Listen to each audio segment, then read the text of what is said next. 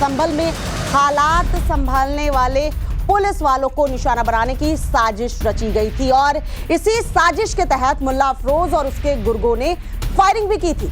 इतना ही नहीं, ये ऑर्डर पाकिस्तान से वाया दुबई होते हुए आया था और कहा यहां तक जा रहा है कि 10-20 पुलिस वालों को मार दो।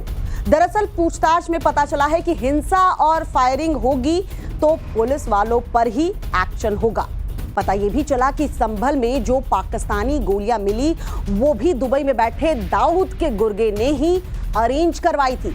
अब पुलिस मुल्ला अफरोज के फोन को खंगाल रही है। इसी फोन में ऐप से वो दुबई में अपने हैंडलरों से जुड़ा हुआ था।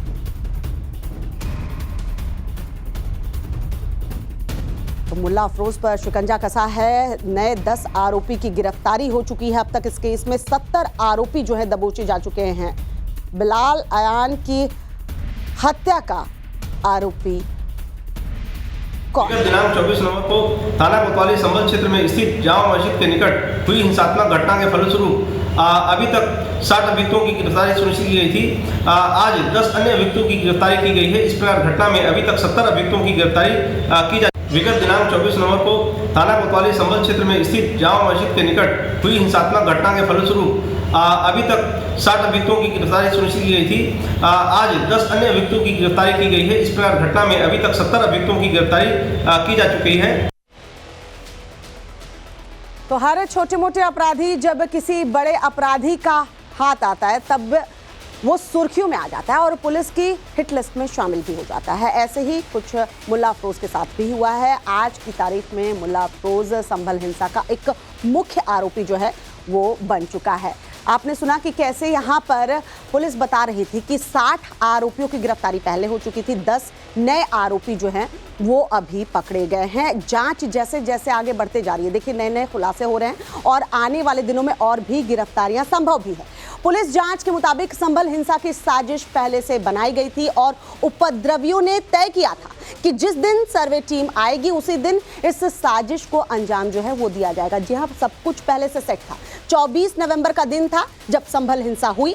दोनों पक्षों के साथ अफसर सर्वे करने के लिए पहुंचे थे और इसी दिन का तो इंतजार था। इस दौरान मौके पर मौजूद भीड़ भड़क उठी। भीड़ को भड़काने का आरोप मुल्ला अफरोज गैंग के ऊपर लगा है। उपद्रवियों की आड़ में मुल्ला अफरोज ने फायरिंग भी की। फायरिंग में मुल्ला अफरोज के साथी भी शामिल बताए गए। पुलिस को निशाना बनाकर फायरिंग की गई थी। मुल्ला अफरोज गैंग की फायरिंग में 5 लोग मारे गए थे। मारे गए लोग अयान और बिलाल जिसमें शामिल थे। फायरिंग पुलिस और सरकार को बदनाम करने की साजिश थी। जी हाँ, जो दिखाया जा रहा था दरअसल वैसा नहीं था, लेकिन पोस्टमार्टम रिपोर्ट से साफ हुआ कि पुलिस फायरिंग से मौत नहीं हुई है। जब जांच हुई तो मुल्ला अफरोज तक पुलिस जो है अब पहुंच चुकी है। तो पुलिस ने मुल्ला अफरोज की गिरफ्तारी के बाद इसकी कुंडली जो है वो खंगालनी शुरू की तो पता ये चला कि ये बेहद शातिर अपराधी था जो लंबे समय से पुलिस की आंखों में धूल झोंकता आ रहा था। हुसैनी रोड थाना नखासा यह अभियुक्त सारी सटा गैंग का सक्रिय सदस्य है एवं वाहन तस्करी एवं शस्त्र तस्करी से यह और इसका गैंग जुड़ा हुआ है। यह अपने अन्य साथियों के साथ घटना के समय भीड़ में मौजूद था और इसके द्वारा घटना में सक्रिय भागीदारी करते हुए पुलिस पार्टी पर फायरिंग की गई, जिसके फलस्वरूप भगदड़ में कुछ गोलियां इसके अन्य साथियों और उपद्रवियों को भी लगी, जिसमें 2 व्यक्तियों की मृत्यु हो गई, जिसमें एक बिलाल एवं दूसरा अयान है। अभियुक्त के कब्जे से आला कत्ल 1 अदद पिस्टल 32 बोर एवं 3 अदद जिंदा कार्टेज 32 बोर के बरामद किए गए हैं। यह अभियुक्त पूर्व से ही हत्या के प्रयास एवं आर्म्स एक्ट के काफी मुकदमों में जेल जा चुका है। इस अभियुक्त के अन्य साथियों की भी तलाश की जा रही है। तो संभल हिंसा और इस दौरान हुई फायरिंग का जो असली फरमान है वो पाकिस्तान से वाया दुबई होते हुए आया। दरअसल इस हिंसा का किंग पिन शारिक साटा दाऊद इब्राहिम का खास बताया जा रहा है और दुबई में बैठकर अपराध का वो नेटवर्क चलाता है। इसके अलावा पाकिस्तान की ISI के लिए भी वो काम करता है। जी हाँ, शारिक साटा भी संभल के उसी इलाके का रहने वाला है जहां का मुल्ला अफरोज है और फर्जी पासपोर्ट से दुबई वो फरार हो गया था। असल संभल हिंसा की स्क्रिप्ट जो है साठा ने ही लिखी थी, ऐसी बात सामने आ रही है, जो ऐप के जरिए मुल्ला अफरोज से संपर्क में था। जी हाँ, उसने ही दुबई से फंडिंग की, हथियार भी उसी ने भेजे थे। इसी तरह मुल्ला अफरोज तक पाकिस्तानियां गोलियां भी पहुंचाई गई, यानी कि साटा ने ही संभल हिंसा में फायरिंग के ऑर्डर जो हैं वो दिए।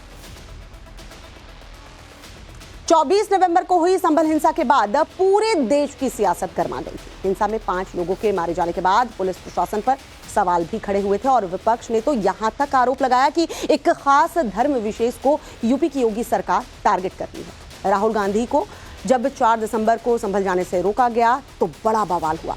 कई घंटों तक का हंगामे के बाद राहुल गांधी ने चुपचाप 10 दिसंबर को कथित पीड़ितों को घर बुलाया और उनसे मुलाकात की। लेकिन अब जांच में खुलासा हो रहा है कि जिन्हें कथित पीड़ित बताया जा रहा है वो खुद हिंसा के दौरान पथराव कर रहे थे। इस हिंसा के तार देश विरोधियों से जुड़े हुए नजर आ रहे हैं, यहां तक कि कनेक्शन सीधे पाकिस्तान की खुफिया एजेंसी ISI से जुड़ रहे हैं। तो सवाल ये उठता है कि क्या राहुल गांधी ने पता नहीं किया वो किन लोगों की हिमायत कर रहे हैं? कम से कम जांच पूरी होने तक वो इंतजार कर लेते तो क्या हो जाता। कुछ हर छोटे मोटे अपराधी पर जब किसी बड़े अपराधी का हाथ आता है तब वो सुर्खियों में आ जाता है, पुलिस की हिट लिस्ट में नाम उसका जुड़ जाता है। अब कुछ ऐसा ही देखिए हुआ है मुल्ला अफरोज के साथ। आज की तारीख में मुल्ला अफरोज संभल हिंसा का एक मुख्य आरोपी बताया जा रहा है, लेकिन आपको ये जानकर हैरानी होगी कि मुल्ला अफरोज असल में दाऊद गैंग का गुर्गा है। जी हाँ, दुबई में अंडरवर्ल्ड डॉन और भारत का मोस्ट वांटेड दाऊद का खास आदमी तारिक साटा है। मुल्ला अफरोज को वो हैंडल किया करता था, कहां से? दुबई से बैठ के। मुल्ला अफरोज संभल के दीपा सराय का रहने वाला है और संभल हिंसा से पहले छोटे मोटे अपराध करते हुए ऑटो लिफ्टर बन गया था और आज मुल्ला अफरोज इंटरनेशनल ऑटो लिफ्टर है, जिसका दिल्ली NCR से महंगी गाड़ियां चुराने का पूरा गैंग बन गया है और चोरी की गाड़ियों को नेपाल, बंगाल, नॉर्थ ईस्ट में वो बेचा करता था। ऑटो लिफ्टिंग यानी कि गाड़ियों की चोरी करते करते मुल्ला अफरोज दुबई के तारिक साटा के संपर्क में आया और फिर तारिक के साथ हथियारों की तस्करी से भी ये जुड़ गया।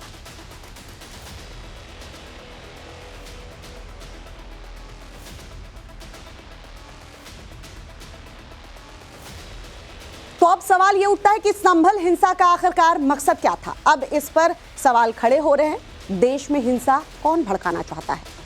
जिस तरह से हिंसा भड़की, पथराव हुआ, फायरिंग हुई, उससे तो साफ तौर पर जाहिर होता है कि हिंसा अचानक नहीं भड़की, ये प्री प्लान था।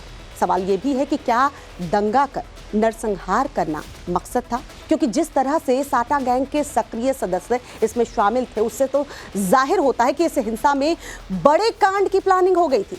एक मुद्दा यह भी है कि क्या मंदिरों के मुद्दे पर डराने की साजिश रची जा रही थी? क्योंकि देश में हिंदू पक्ष लगातार विवादित धार्मिक स्थलों को लेकर आवाज बुलंद करता नजर आ रहा है। कोर्ट में याचिकाएं डाली जा रही हैं, तो क्या इस हिंसा से हिंदू पक्ष की आवाज को दबाने की कोशिश हो रही थी? क्या संभल में हिंसा को भड़काकर इंटरनेशनल सुर्खियां बटोरने की कोशिश की जा रही थी ताकि भारत की बदनामी की जा सके?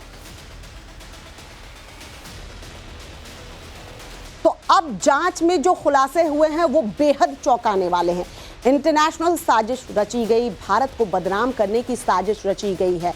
जो खुलासे अभी तक हुए हैं वो यही बता रहे हैं कि सब कुछ अचानक नहीं हुआ। जिस दिन सर्वे की टीम पहुंची, यूं ही लोग अचानक से भड़क नहीं उठे और पथराव नहीं होने लगा, बल्कि बहुत दिनों पहले ही प्लानिंग हो चुकी थी। प्लानिंग का डेट भी फाइनल हो चुका था कि जब सर्वे की टीम आएगी तभी इस वारदात को अंजाम दिया जाएगा, ताकि इसकी आड़ में रोटियां जो है वो सेकी जा सके। अब ये जो मुल्ला अफरोज पुलिस के हत्थे चढ़ा है, इससे पूछताछ में कई खुलासे हो रहे हैं। 70 आरोपी अभी तक गिरफ्तार किए जा चुके हैं। 60 पहले गिरफ्तारी हो चुकी थी, 10 नई गिरफ्तारियां हुई हैं। आने वाले दिनों में गिरफ्तारियां और ज्यादा बढ़ेंगी।